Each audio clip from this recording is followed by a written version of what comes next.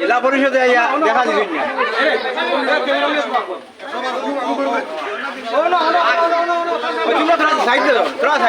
জেলা পরিষদ হই তারা এমএলএ হই আমরা যে সাহায্য কথা মুকুট হিসাবে আগে বর্তমানে আমরা এই উপলক্ষে সাহায্য কথা তেল ময়দার পয়সা দিয়ে মাল দিতরা তেল দিতরা মুসলা সবজি দিতরা তার বেতন থাকিয়া কাটে আমরা দিতরা। আপনারা কোনো নেতা হলে মানে কোনো নেতা হলে আমরা নাই এখন এখন আমরা পাইছি না একটু আগে আমরা হাত কাটিয়ে রস লইয়া গেছা আমাদের একদিনও হয় না